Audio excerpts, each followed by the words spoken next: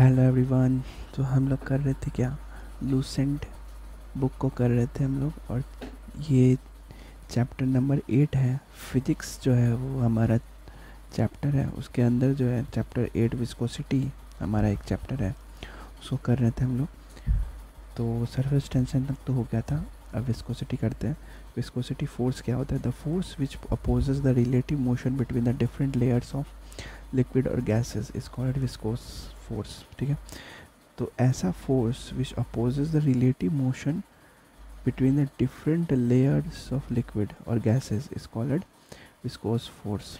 ठीक है, विस्कोसिटी जो है वो क्या होता है? Viscosity is the property of a liquid by virtue of which it opposes the relative motion different between its different layers. Different layers पे जो होता है उसकी जो रिलेटिव मोशन होते हैं डिफरेंट लेवल पे वो अपोज करते हैं। ठीक है, तो viscosity is the property of, एक प्रॉपर्टी ऑफ ए लिक्विड है जो by virtue of which it opposes the relative motion between its different layers. ठीक है, और विस्कोसिटी के कुछ पॉइंट्स हैं। Viscosity is the property of liquid and gases both.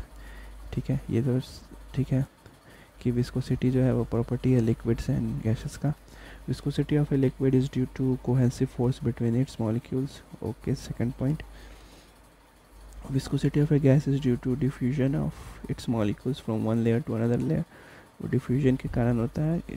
Viscosity of A gas जो होता है वो डिफ्यूजन के कारण होता है, इसके molecules from one layer to another layer में। ठीक है, viscosity of a gases is much less than that of liquids. There is no viscosity in solids. ठीक है, सॉलिड्स में कोई विस्कोसिटी नहीं होती है, सिर्फ लिक्विड और गैसेस में होती है। Viscosity of an ideal fluid is zero. ये पॉइंट इंपॉर्टेंट है, viscosity of an ideal fluid is zero. ठीक है, with rise in temperature viscosity of a liquid decreases and that of gases increases.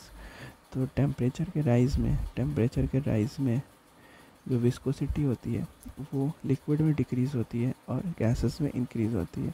Liquid में decrease होती है और gases में increase होती है। ठीक है, viscosity of a fluid is measured by its coefficient of viscosity.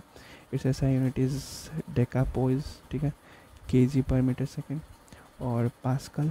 ठीक है, pascal second. It is generally denoted by this symbol Etah, this symbol. ठीक है, अब ये क्या है? Terminal velocity. ठीक है, टर्मिनल वेलोसिटी कहते हैं when the body falls in a viscous medium, its velocity first increases and finally becomes constant. This constant velocity is called a terminal velocity. जब भी कोई बॉडी फॉल्स करता है विस्कोस मीडियम में, इट्स वेलोसिटी फर्स्ट इंक्रीज, पहले velocity उसकी increase होता है और फाइनल बिकम्स कांस्टेंट। देखोगे आप कभी भी तो कोई भी अगर हाई जंप करता है इन स्विमिंग पूल और इन ओशन और समथिंग, तो उसकी पहली जो यहाँ पे पॉइंट ऑफ कांटेक्ट में यहाँ पे उसकी वेलोसिटी जो है बहुत हाई रहती है, फिर धीरे धीरे अंदर जाता है तो स्लो होते जाती है, फाइनली बिकम्स कांस्टेंट और नीचे जाके एकदम कांस्टेंट हो जाती है। यहाँ पे किसी पॉइंट पे, सर्टेन पॉइंट पे एकदम कांस्टेंट हो जाती है। तो उस कांस्टेंट चीज़ को करते हैं terminal velocity. In this situation the weight of a body is equal to the sum of the viscous force and force of buoyancy is that the net force on the body is zero. Terminal velocity of a spherical body falling in a viscous medium is proportional to the square of radius of the body. ठीक है, streamline flow. अब streamline flow क्या होता है? Streamline flow. ठीक है, अब बताते ये क्या होता है। If a fluid is flowing in such a way that velocity of all the fluid particles reached a particular point is same at all time, then the flow of fluid is said to be streamline flow. Thus in streamline flow each particle follows the same path as followed by a previous particle passing through that point. Weight में आपको streamline flow की ना diagram दिखाता हूँ। या see this picture, यहाँ पे जो है ना ये चीज़ यहाँ से यहाँ तक, ये चीज़ जो है ना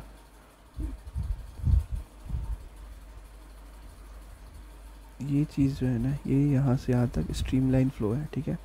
और इसमें क्या दिखा रहा है, यहाँ से जो यहाँ तक है वो टर्बुलेंट फ्लो है, ठीक है। तो स्ट्रीमलाइन फ्लो एकदम सीधी फ्लो होती है और टर्बुलेंट फ्लो इसमें थोड़ी रश होती है, ये ऐसे ऐसे रश होती है, ठीक है। अब क्या पढ़ते हैं, critical velocity, the maximum velocity up to which fluid motion in streamline is called critical velocity. Clearly, if the velocity of a flow is below critical velocity, flow is streamlined, and of the velocity is above the critical velocity, flow is turbulent, ठीक है। If the velocity of flow is less than critical velocity, the rate of flow of fluid depends basically on viscosity of fluid. If the velocity of flow is more than critical velocity, the rate of flow depends on the density of fluid and not on viscosity. Due to this reason, an eruption of the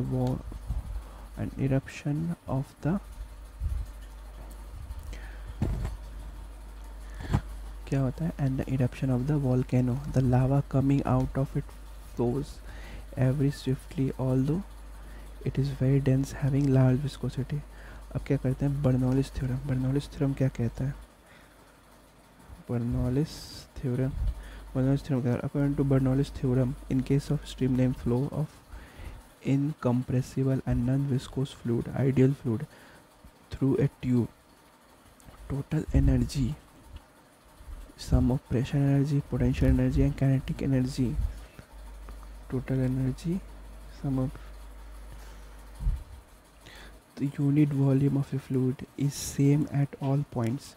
This theorem is simply the principle of conservation of energy, and venturimeter, a device used to measure rate of flow of fluid, works on Bernoulli's theorem, ठीक है। तो ये होता है, ये Bernoulli's theorem होता है।